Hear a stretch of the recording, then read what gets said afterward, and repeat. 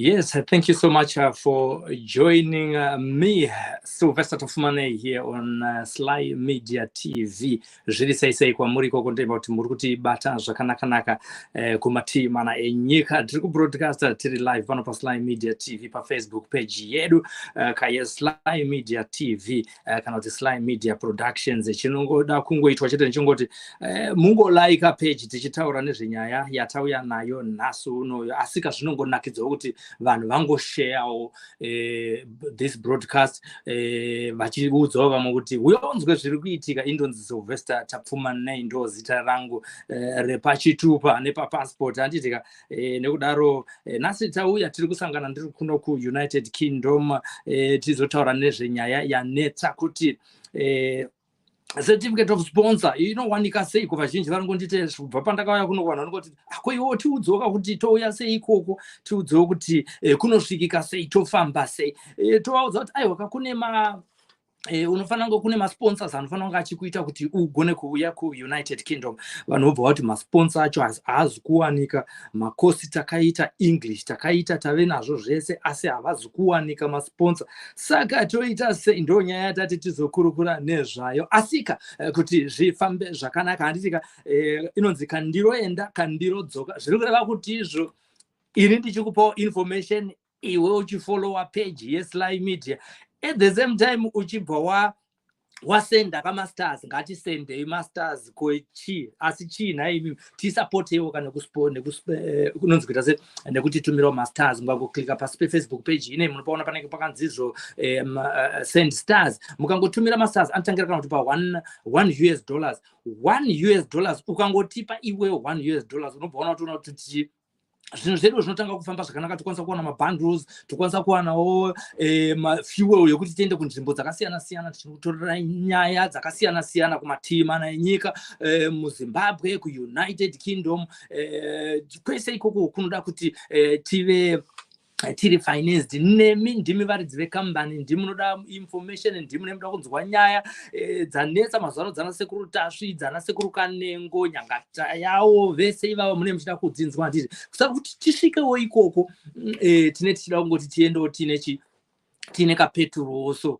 mabreak akapera toenda tonoga saka tisupport nemasters tizotaura nyaya yatafambira nasu uno handitika uyo zvekare vanenge vachida kupinda muchirongwa ndichakupai link rekuti mune muchi log on kana maita log on munogona kuuya live nevideo muchitiudzawo kuti aiwa muri kutiona muri kupi uye zviri kufamba wani kana mune comment yamune muchida kupa maringe nezvirongwa zvatiri kupai panapa mune makasununga kuti mudaro pano pa Sly Media TV yanetsa muZimbabwe.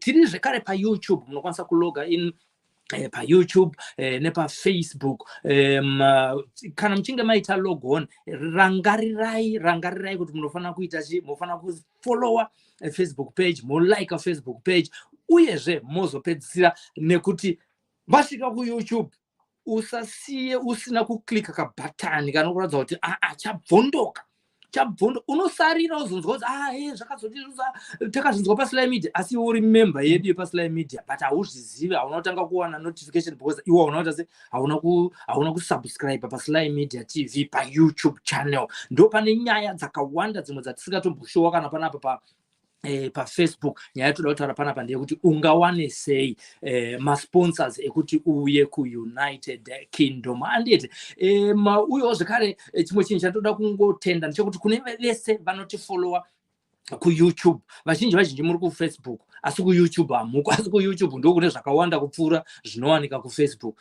Iye zvinezvi kuYouTube tine vanhu 351,000 followers, kuYouTube tine 150,000 followers asi kuYouTube ndo kwachakabvondoka ndo kune nyaya dzese dzimwe dzisingatomboya kana panapa dzikamboya panapa pa Facebook asi dzinongowanika bedzi pa YouTube. Saka tiri kuti subscribe pa YouTube, subscribe. Tiri kubroadcasta ndiri kuUnited Kingdom ndo kwandiri iye zvinezvi handiti sekuti chirongwa chinatsobuda zvakanaka kune vanhu vanenge vachititsigira. Saka iye zvinezvi tinoda kukuratidzai kuti vautiunzira chirongwa nasu uno ndevapi vacho. Aiwa kana uine weakness yemuchena kana une weakness yemucheno. Mazuva ano muZimbabwe iri kupisa kambani kutengesa mucheno uyo zvekare kuchiitwa mamasaji emhando yepamusoro kuEdma Spa.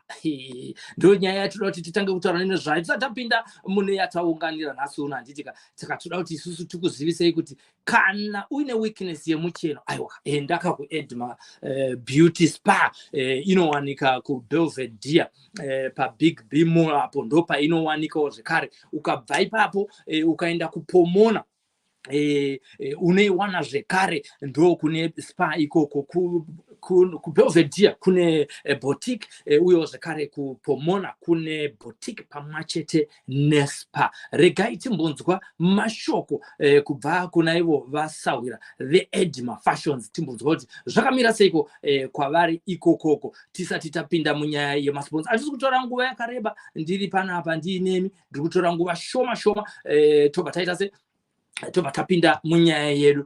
Phone number yavo veEdma tange tichikupaiwo zvekare, handiti tokupai phone number yavo, asi yezvinezve regai timbonzwa mashoko kubva kuna vasawira veEdma. Ndiri kutsvaka video yavo, ndiri kutsvaka video iri kupiko iyo video.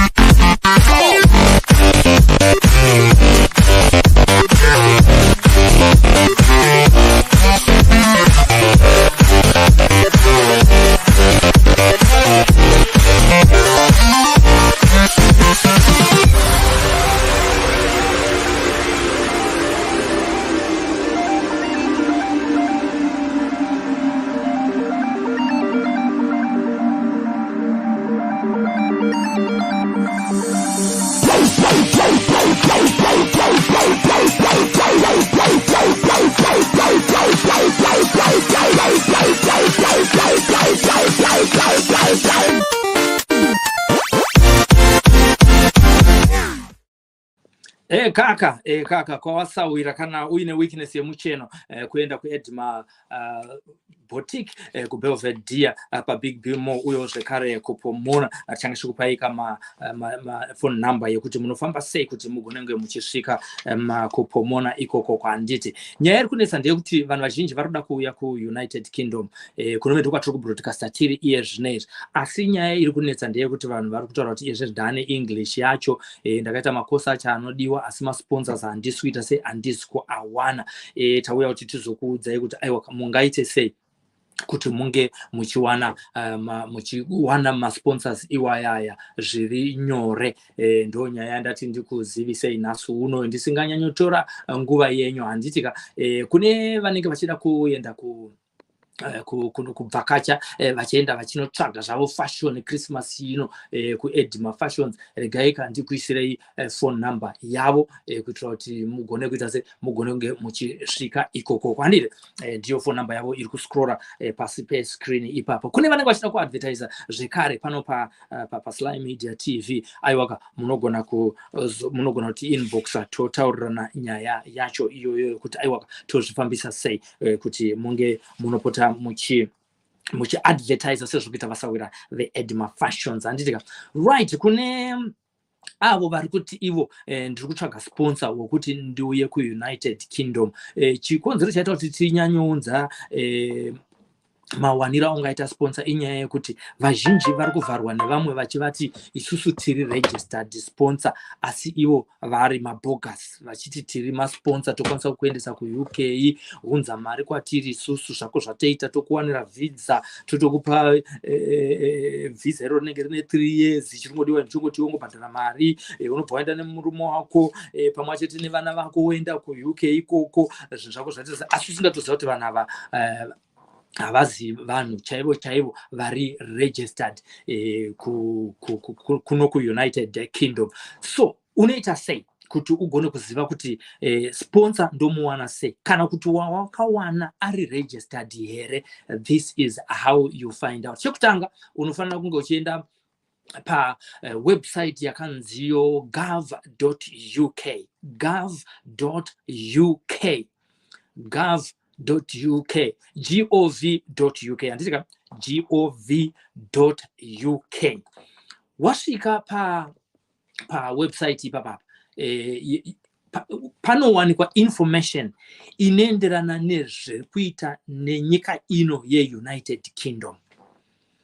Ukanzwa munhu achingotaura zvaanenge achingotaura nezvemakompani ari kuUnited Kingdom kana chii kana wati uchida kuzvitsvaga unogona kuuya uchisvikozviwana ipapa pawebsite iyoyi. Madepartments acho ese anowanika ipapa handiti. Saka tiri kuti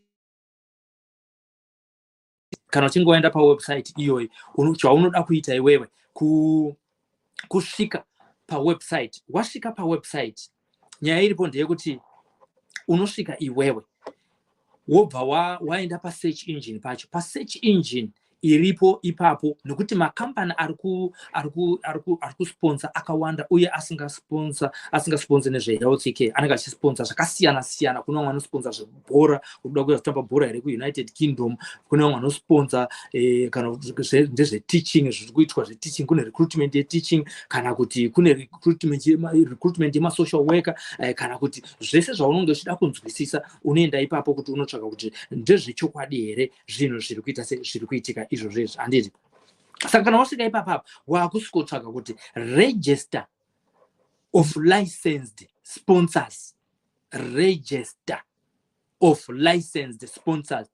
Zviri kureva izvo kuti munhu wese akapuwa certificate yekuti aunze vanhu kuno kuUnited Kingdom anofanira kunge akapuwa mvumo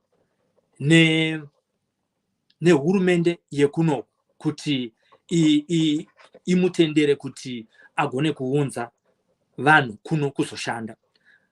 Hakusi kungonzi munhu wese zvake aunze vanhu kana kuti angofunga kuti hai ndokwanisa kuona certificate yazvigoni. Kune vanhu vagara vachioperata vaine maagents nemacare homes avainawo. Ndo vanhu vari kutenderwa kuapply kuhurumende yekuno kuUnited Kingdom kuti kana ndiri kuda kuunza vashandi nekuti vashandi vandinavo vashoma havasi kukwana kuti ndigone kunatsodeliver maservices angu zvakanaka. Saka ndoita sei kuti ndigone kunge ndichiita sei? Ubva anzi register, waregister wakupuwa license rekubvumirwa kunzi uunze vanhu kuUnited Kingdom. KuUnited Kingdom unogona kupuwa unzi nekuda kwesize yebusiness yako kana kuti nemacare homes aunosupply unofanira kunge uchiwana certificate of sponsorship yevanhu vangani. Unogona kuwana yevanhu 5, hauzviwane gore rese. Unongowana kana kuti yevanhu 5 kana kuti yevanhu 10 kana kuti yevanhu 20 kana kuti yevanhu 50 zvichiendawo nesize yekambani yako. So kana uchinge wasvika pa .gov ipapa wasearch handiti chaunosvikowana ipapo ndechekuti unowana panobuda imwe page kana ichinge yabuda ukascrolla down inosvikokuratidza zvekare kuti apa tatanga nenhingirikana inosvikokuratidza zvekare kuti panapa pawasvika apa uruda kuona here macompanies ari listed, uda kuaona here online kana kuti uda kudownloada macompany acho wobva waseva pafoni pako kana kuti wobva waseva pakompyuta pako.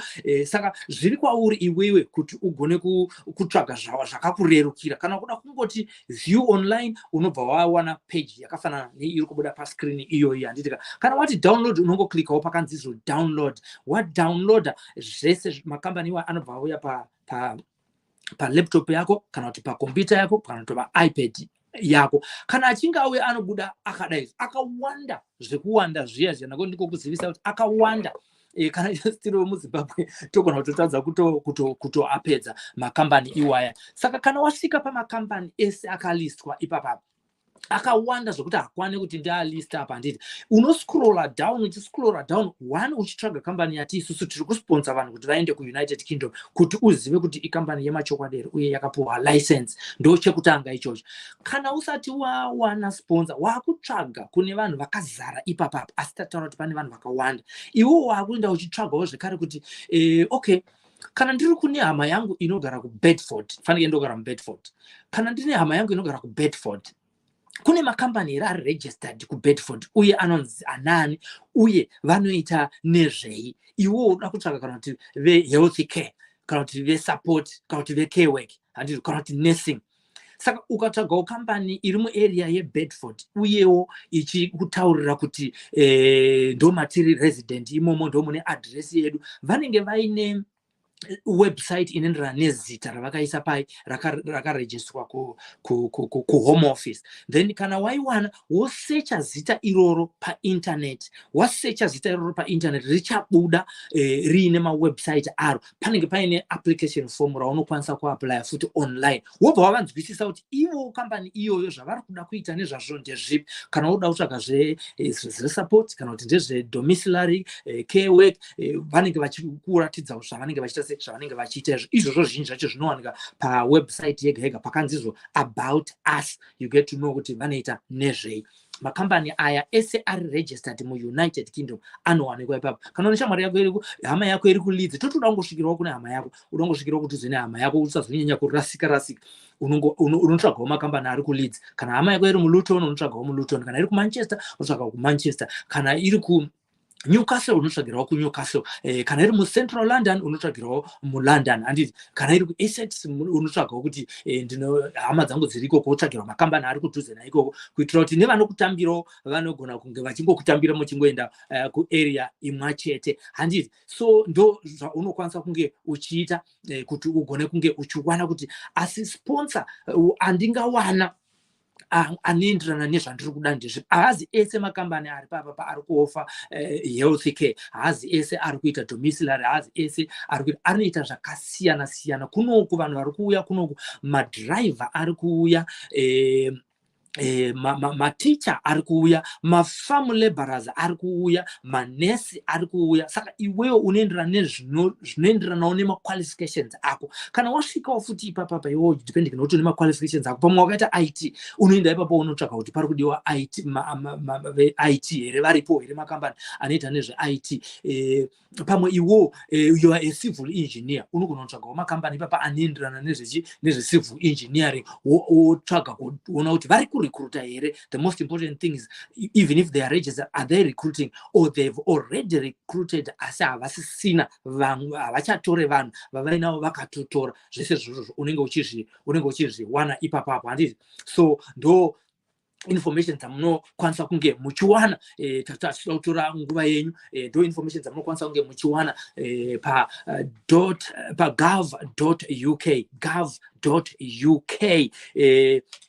Kana machinge madziwana, ndo nzvimbo chete inokwanisa kuwanikwa vanhu vari registered. Saka izvozvo zvinoitira kuti mugone kunzvenga mabogus anoti chiri registered ivo vasiri registered, mabogus anoti recruited vasiri recruited, vasiri registered kuno kuUnited Kingdom. Masvika ipapo ndizvo ndichitaurawo zvakare zvokuti muchaona pane malinks anonzi UK visa sponsorship for employers.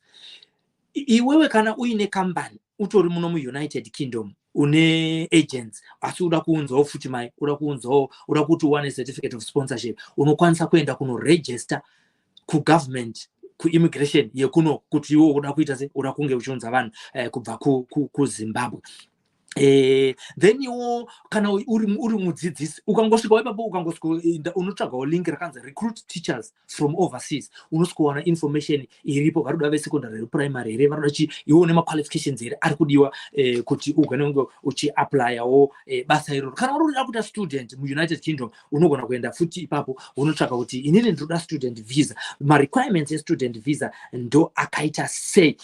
Kana uri kutarisira kuti ayo unoda kuuya kuzodzidza kuno kuUnited Kingdom. Handiti kana paine vanenge vachida kuti vazojoina handiti regai tione kuti tinokwanisa here kutumira link rekuti tigone kunge tichitaura kana kune vanhu vanonzwisisa maprocesses atiri kutaura nezvawo vari kuda vakasununguka kuti vange vachipinda live tine maminutes mashoma atinawo atinoda kungoti aiwa unogona kutongopinda wototanga kutodzidzisawo hama dzedu dzekumusha kwedu kuZimbabwe kuti aiwa kanyaya iyi inofambiswa sei rega tione kuti apa tinokwanisa here kupesta link rekuti kana uri kuda kutaura nesu live right ndiro here aiwa iri harisi riro iri right iri randiri kuposta link iye zvinezvi nderekuti kana uchinge uchida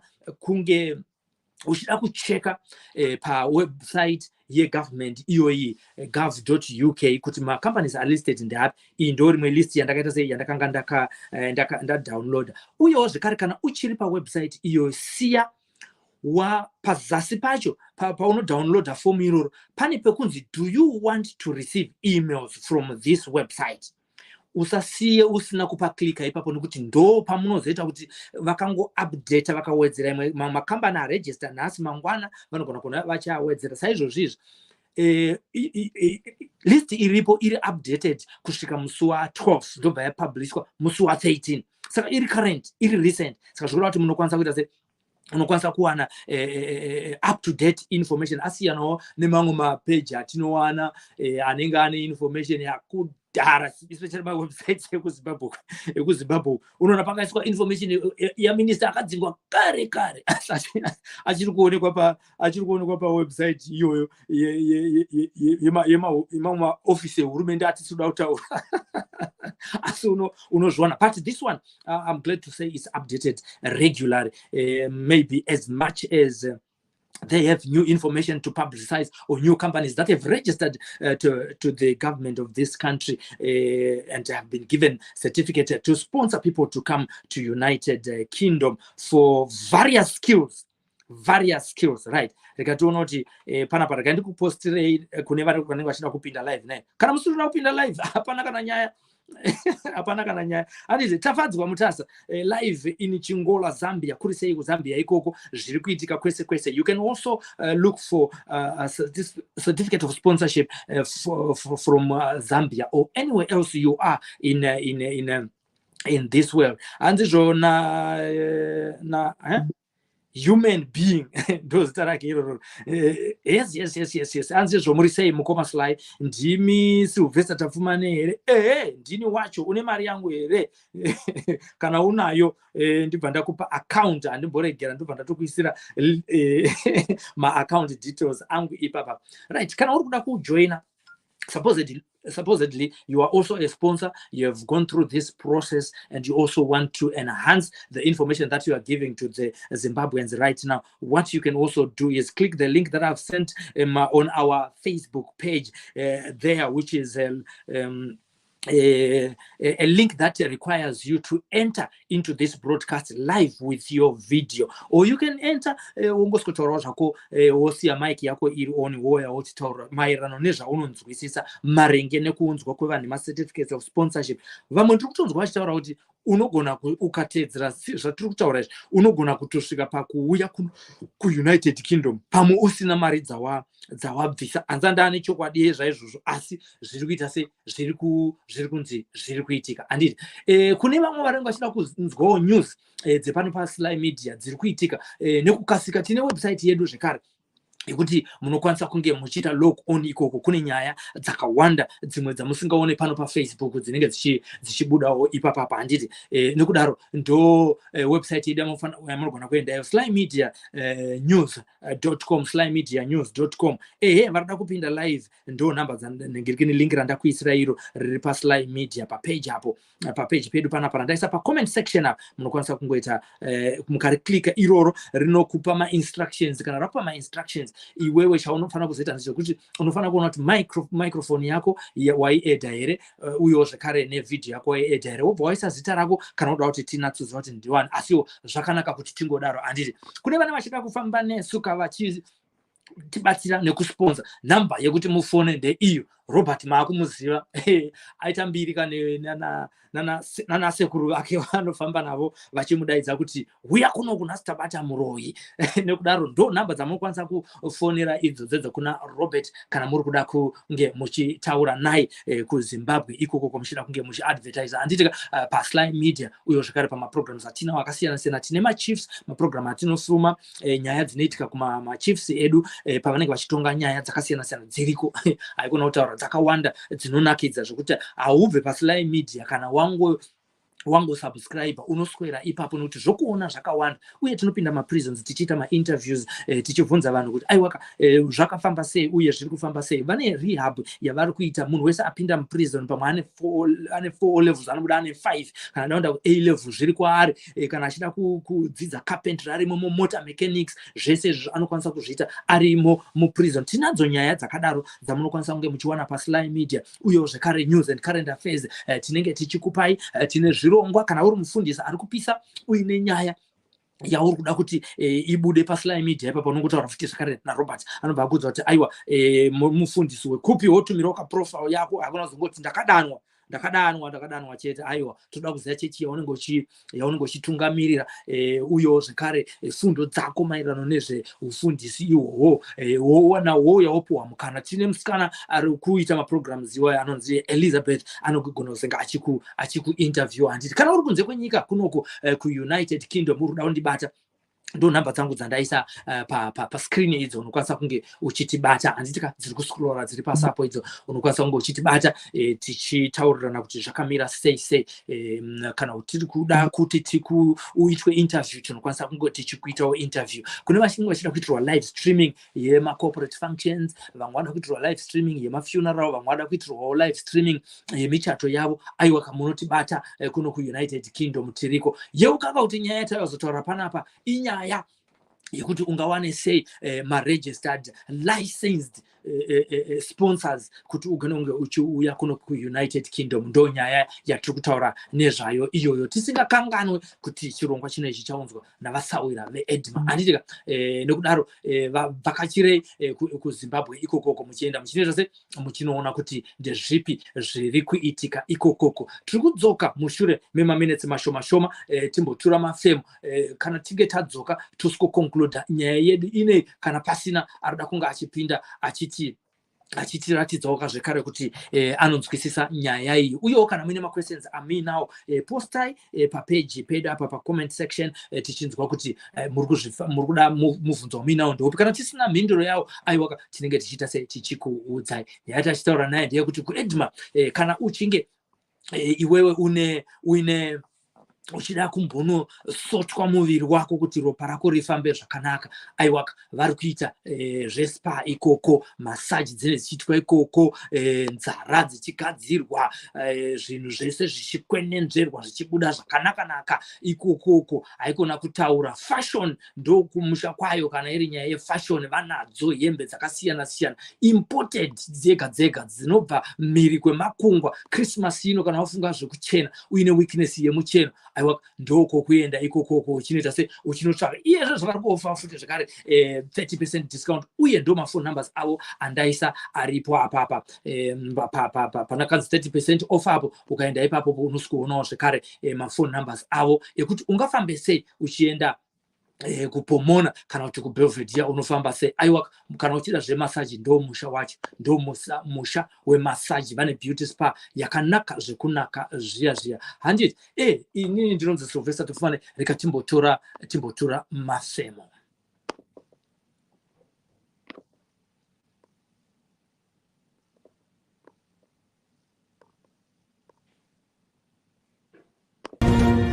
At Sly Media Productions, we offer live streaming services to companies willing to reach a worldwide audience. We have the capacity to live stream debates from various locations for a wide range of clients. And our online audience, we welcome you back. We follow them and help build Zimbabwe brand on a positive note.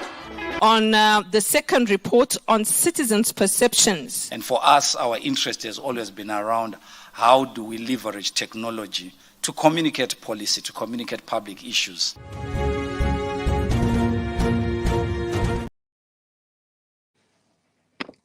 kaka aiwa ndo nyaya tanga tatichiuye kuzotaura nhasi uno tachitaura kuti aiwa kana uri kuda kuuya kuno kuUnited Kingdom uchida kutsvaga sponsor chaunofanira kungoita iwewe kuloga on pa website UK government yakanziyo gov.uk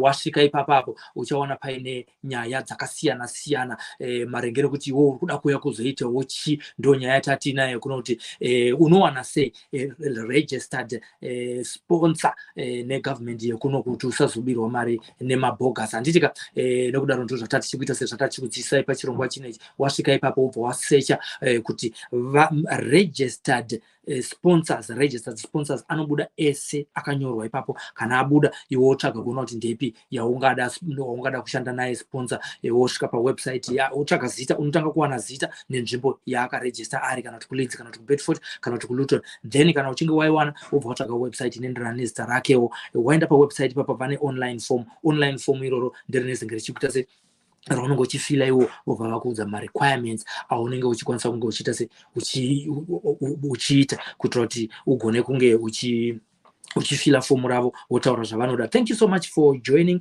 Ndiani uyuyu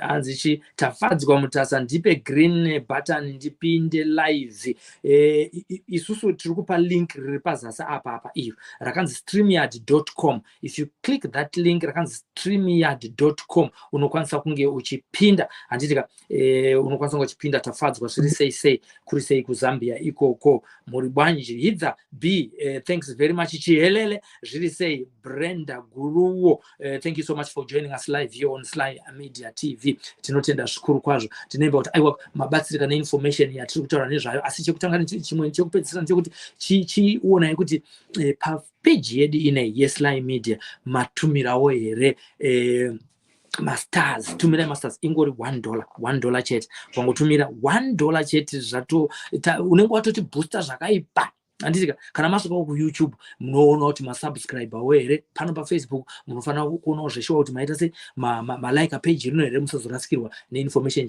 zhinji dzatinenge tiinadzo dzatinenge tichida kukupai handiti so ndiri kutaura inini kuti aiwa uyai tibatane pamwe chete nekuti tumirawo stars each star kana uda kutumira each star anenge akalistwa ipapo uda kutumira star iri worth mari i1 US here kana kuti 2 US 3 US 350 zvichienda chidaro inenge achita se anenge achikutumirai akadaro handiti so ndo zvimwe zvandachida kuti munge muchiziva izvozvo asi chikuru ndechekuti dzidzai kugona kunge muchitsvaga masponsors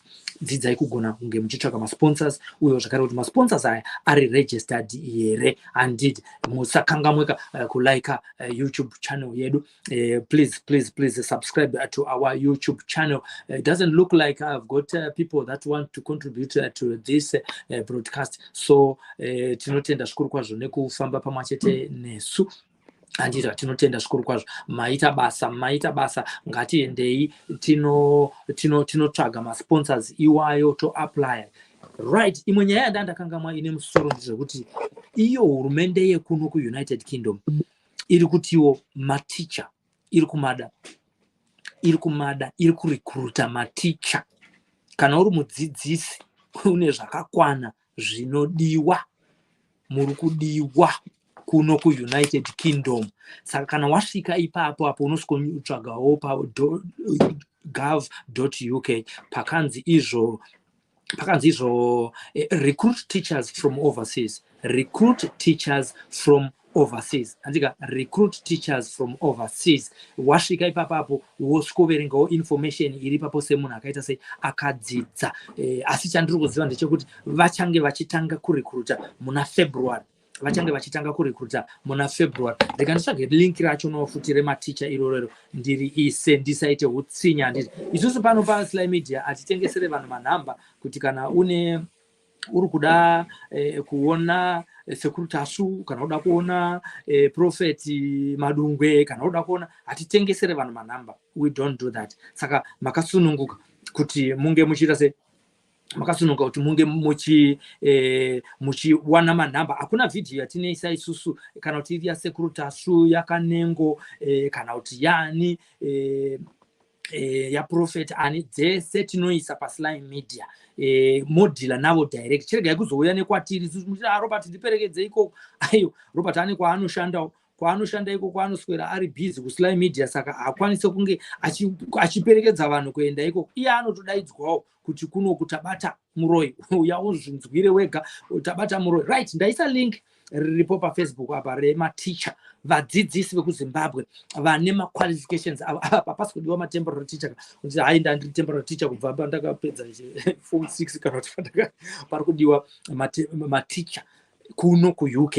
Asi I think recruitment yavo iri kutanga musi wa 1 February next year 2023, but zvakanaka kuti ugare une link irori kuti musi wa 1 February 2023 iwe utako kungoti gedye vobva vaisa fomu ravo raunokasta ipapo vobva vaona marequirements anenge achidiwa. Mbira yakashaya muswe nekutumira. Hakuna kugara uchingoti nditsvagire sponsor zvitsvagire wega sponsor ari kuarea yauri kuda iwewe via an authentic website for this government of United Kingdom where I'm broadcasting from, gov.uk anditika link takuisraya parema teachers anditika publications teachers engaged if you qualified outside UK, teach engage if you qualified outside the UK. Anditi maticha atirege kuti rega kungotanga ngofunga kuti zvinoda mari ndo pane imwe nyaya. Rega kungotanga kungofunga kuti zvinoda mari. Imboenda unoedza kana wozoudzwa zvemari wozoziva kuti handina mari yacho uchiitsvaga. Handitika. So that's another issue yandangada kuti muzive, which is very important. I know kuti kune vazhinji vangave neshungu yekuti vauye kuzoshandirawo kuno kuUnited Kingdom. Talking technology ndisati ndaenda handiti ndikandibona kuti masettings angu akamira zvakanaka here panapa. Handitika ndagara ndabvira kudhara ndichingoti ndoda kuenda but tiri kubva ndaona kuti aiwa ndine dzimwe information dzekukusiyira. Handiti imi sekuziva kwamunoita ino inonzi Slime Media TV building bridges. Slime Media TV building bridges. Right, chimwe ndechekuti rikatite ndichikuratidzai ndashaya malinks angu andanga ndinawo asi ndoda kukuratidzai. Right, mukatarisa pakamera yangu panapa pane ka dialogue box kane kakanzi G for Google uyo pobva paita ka microphone neka camera. I don't know kuti munokwanisa kuzviona here zviri pakati apa izvi. Yes, right, ndikutsvaga camera. Right, zvakadai so izvi. Right, you need a Google app. You need a Google app. Handiti kana wave ne Google app inofana kunge ine camera iri ku-right kwescreen yenyu kune ka microphone ako uyo zvakare paine ka G app. Kana uchinge wawana app iyoyo zvaunofanira kunge uchiita zvainokwanisa kukubatsira nazvo iwewe mwana weZimbabwe ndezvekuti vazhinji tinonyora manotes kuchechi like this. Totonyora manotes kuchechi like this. Handiti tinyora manotes. Saka app izvi zvainoita manje ndezvekuti ukasvika paicon yakaiswa ipapapa yakanzizvo yekamera iyo ukaiklika icon yekamera handiti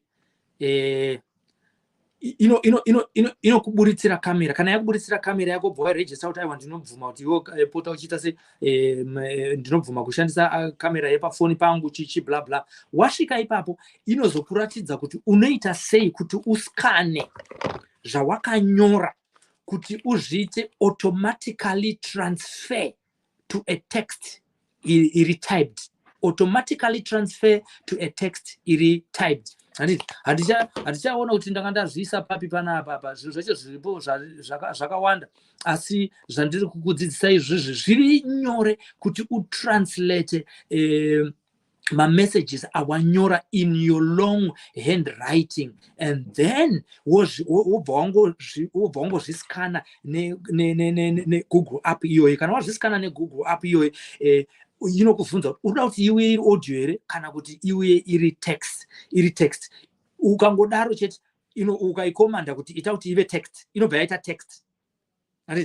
zvese zvawanga wakanyora in handwriting zvato-typed ipapo chiripo for you journalists. I think this will work wonders for you, because I know as you go most of the time you can also use your notebook to write information yekukaenda kunotora report kwaunenge waenda kunotora news, handiti uchinyora ukangodai nefoni yako pa notebook rako zvato-typed.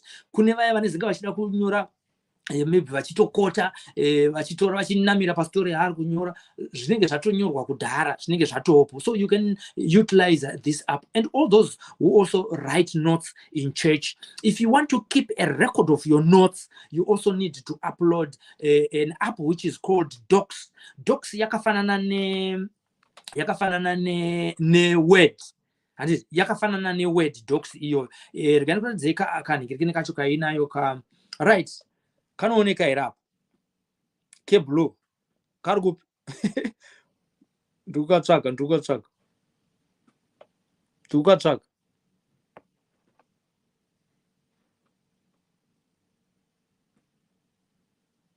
aiwa iyi kamera iyo kwamuchandiudza kuti ndiri papeji isiri asi imimiwo futi mazimba futi neyakuvana right kakadai so aka muri kuona kakanzi Docs aka.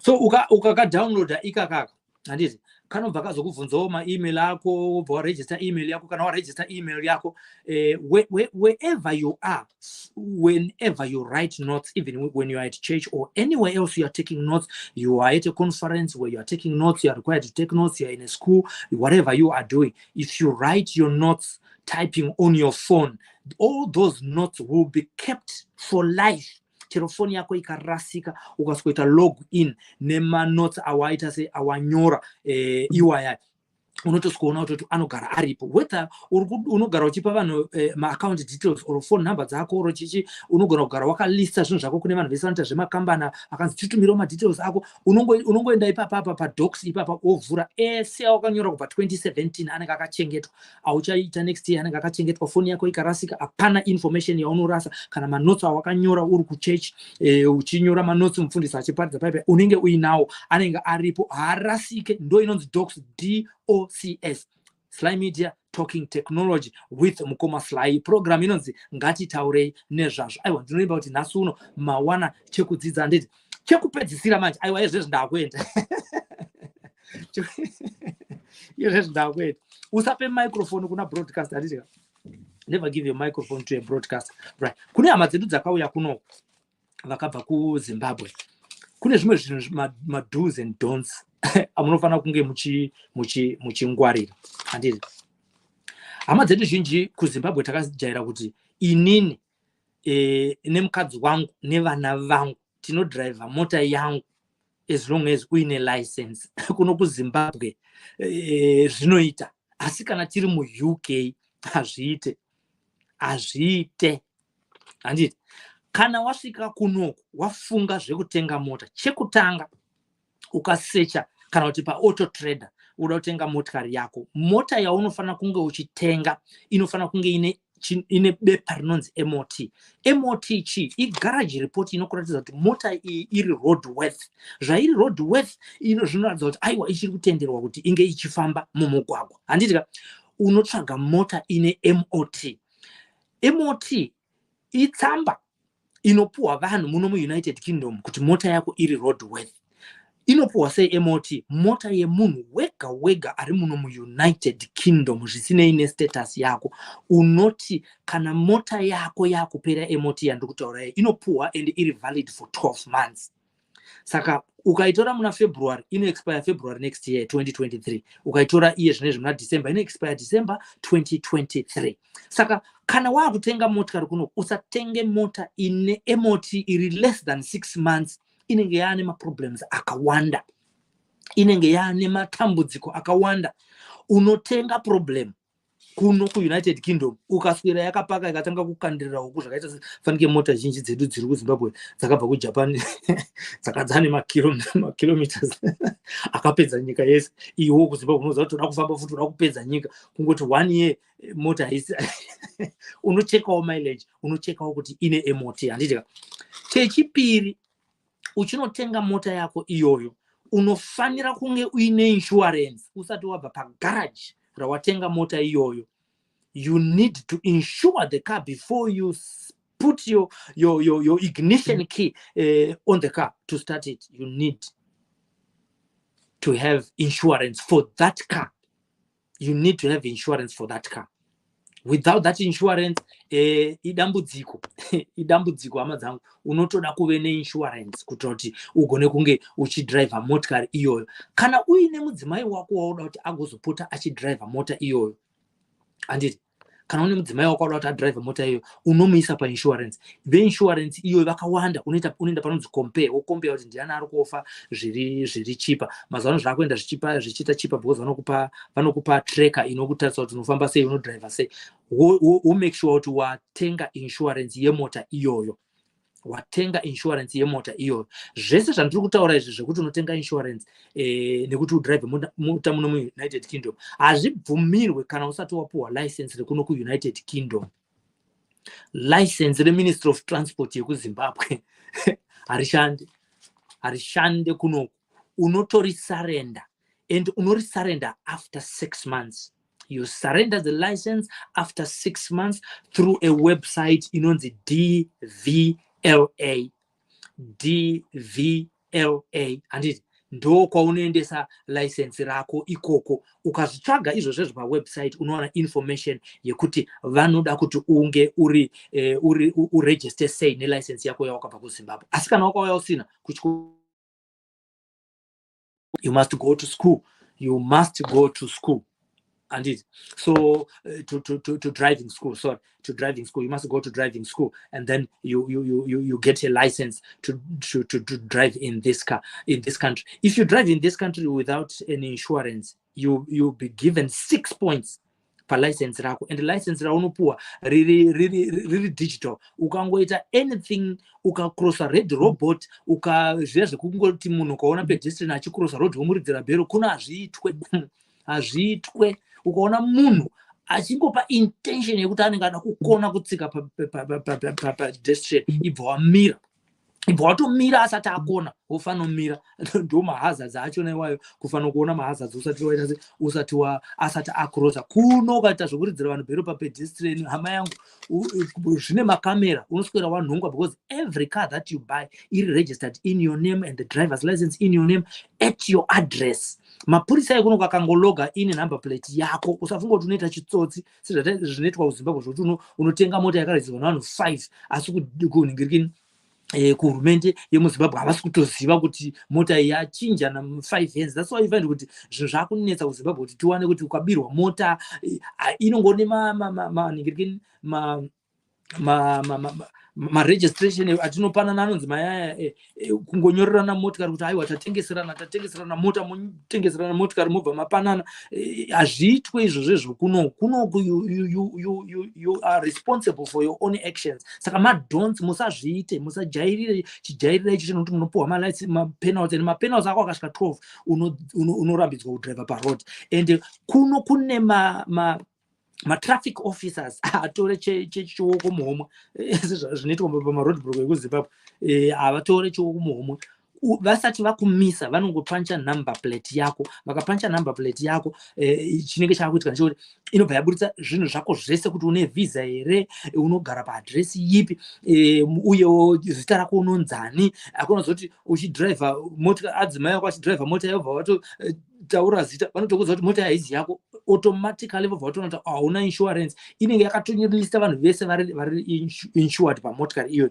Saka ndapota hangu, kana mauya kuno, chinjisai madrivers license yenyu after 6 months. After 6 months munoitumira, munoenda pawebsite yakanzi DVLA. Ipapo munobva mataura kuti mobva matsvaga information inoenderana nekuti uda kuita sei, uda kusarenda license roZimbabwe here kana kuti uda kutora new one, vanokudzidzisawo izvozvo. Uye tati musatenge motikari isati ine MOT yakuda kuita sei, yakuda kuexpire, mutengawo zvekare paauto trader. Zvimwe zvacho regai kuita kunge makangwara, bvunzai vanhu vari kunoku vanokudzidzisai, anenge asingazive Google.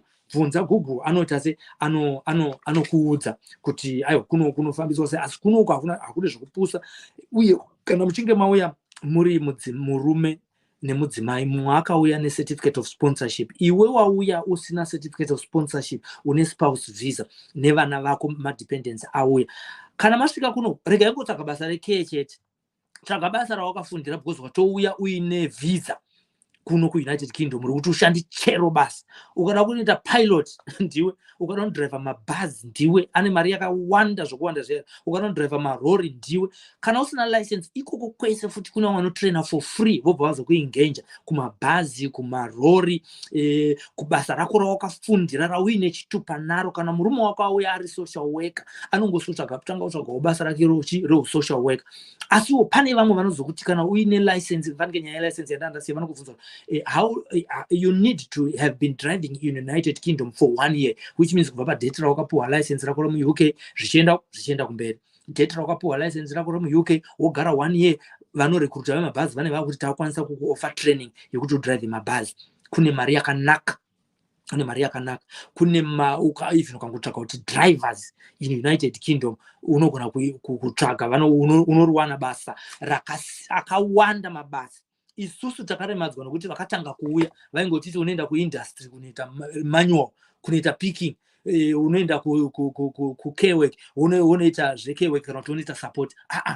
Enda unoita basa rinoenderana nezvawakadzidza, nekuti iwewe wakauya nespouse visa. Asi mudzimai wako haatenderwe kuti asiye kwakamuunza visa kusvika zvanaka, kusvika visa raexpire, or afunga zvokuti anoda kuchinja achienda kune sponsor kana achingaita sei, kana achinga amuwana. I hope information yandiri kukupai iri kukubatsirai. Ndakafunza kuti tapedza nguva shoma, asi ndinotenda kuti aiwa information yandakupai inokubatsirai kana muchinge masvika kuno. Kutsvagai mabasa, munhu wese auya nespouse visa, tsvaga rimwe basa rawakadzidzira iwewe, raune maqualifications naro, zvinozozikanwa wasvika pakambani iyoyo, pawebsite yavo kuti vari kuda marequirements api. And if you can satisfy those requirements, then you can also you can also apply for that job. Have a CV which is short. Don't tell us kuti wakaita temporary teaching uri kuZimbabwe, hazvina kana basa izvozvo. Ndakazoenda CV yako ngaive short and to the point. Yebasa rauda kutsvaga. Kana ufunga zvokuita driver, lista zvinongoenderana nokuti you have been driving your own car zvitori nani in Zimbabwe for how many years according to your license, and things like that. Andimazvona. So mabasa mamwe mazhinji unogona kuatsvaga even utori kuZimbabwe ikoko, because nyika ineyi nokuda kwekuti hama zhinji dzedu dzainga dziri kuno dzichishanda, varungu nevauyi, COVID yakatitorera hama dzakawanda, saka vari mubishi rekuti vareplace vanhu ivavo. Uyewo zvekare kuno kwacho kwakaita Brexit, vazhinji vaishanda muno muUnited Kingdom vakabuda. Ndo chikonzero vari kuti vanhu uyai kuno kuUnited Kingdom vada kufila mavacancies. One akasiyiwa nehama dzedu dzakasiya munguva yeCovid, sekuziva kwamunoita kwakashaika vanhu vakati one day kuno thousands and thousands. They are trying to make sure that they balance their labor together with the services in the United Kingdom. So that is why United Kingdom is recruiting several skilled, and even non-skilled vanhu vanosenza kumapurazi. Tataura zvese zviripo, asi we are saying mwana weZimbabwe be empowered, tsvaga sponsor, tsvaga zvauri kuda zvese pa.gov.uk zvinowanika ipapapo. Handiti nokudaro aiwa tinotenda zvikuru kwazvo. Ndinemba kuti aiwa nhasi takurukura, tataura, tatandara. Ndichange ndichikuunzirai mamwe maprograms akadai anengoenderana nokuti ndezvipi zvatawana pano paSly Media. Asi yokai kulike page rinei, uye nekuti tumira masters nekusubscribe kuYouTube channel yedu yeSly Media TV. Wangoti Sly Media TV inobva yabuda, Sly Media TV inobva yabuda ipapa. Handiti kandiona kuti pane mamessage here apa ndisati ndaenda. ana mune zvamunenge muchida kutitumira maringe nezvamene muda kuti titaure kana uri sponsor uchida kuti titaure neona zvauda kudzidzisa Sly Media Streaming ndo email yedu handiti ka Sly Media Streaming ndo email yedu yaunokwanisa kuti bata nayo iyoyo tobata takurukura kana chinge takurukura katosa kuti aiwa ndezvipi zvaunokwanisa kunge uchipa kana kupakurira kuvana veZimbabwe kana kuti even uda kuadvertise. You can use that email ukai kuti chirongwa chinoita chiunzuro nasawira the Edma Beauty Spa vari kupomona kuZimbabwe ikoko kwahanditika right tione kuti pane here ma messages ari pa timeline apo pane ma messages here ari pa timeline right rikatoone kuti pane here ane message inofanira kunge ichi banati muri seiko ba junior kuri seiko muri ikoko gumbitsoka Primrose Chitando handizoti watibata uri kupi watadza here kuklika link handina kuona link yemunhu anga achida kunge achipinda kuti apinde live apa whether une information yekuti zvemasponsor zviri kufambiswa sei uyo magenuine anowanikwa sei uyo zvakamira sei kana uri sponsor uchida kutoti vanhu vazive aiwa taura nesu veSly Media tinongoya tongosoti flyer rako apa ini nezita rangu ndinonzi Mukoma Sly handitika ndinonzi Mukoma Sly namba dzangu idzo kana muchinge muchida kundibata ndo namba dzangu idzodzo munondibata website yatanga chitaura nayo website inonziyo ine zvayo yamunokwanisa kunge muchiona ma list yemasponsors ese zvawo ari registered kuUnited Kingdom gov.uk ndongotongera pana dot nayo kuma nyaya yatachitaura nayo ndo nyaya yekuti how can you find a registered and licensed sponsor from United Kingdom. Chirongwa chino chinechi machiunzwa navasawira the Edma ndo namba dzavo idzo kana muchida kunge muchiona dakuona kuti mufamba sei kuenda kwavanoshandira kupomona kana kuti muda kutenga mucheno kupomona kana kuti muda kuenda kuBelvedere kunoona mucheno ikoko zvese izvozvo munozviwana ikoko right. Chasara nchekuti ndione handiti ka Insta rangu ndinonzi Sylvester Tapfumane anga ari mafaro angu kuvenemi muchirongwa chinechi chatatanga kubroadcasta nhasi uno ndiri kuno kuUnited Kingdom tiri kubuda tichinzwa mashoko anobva kuna vasawira.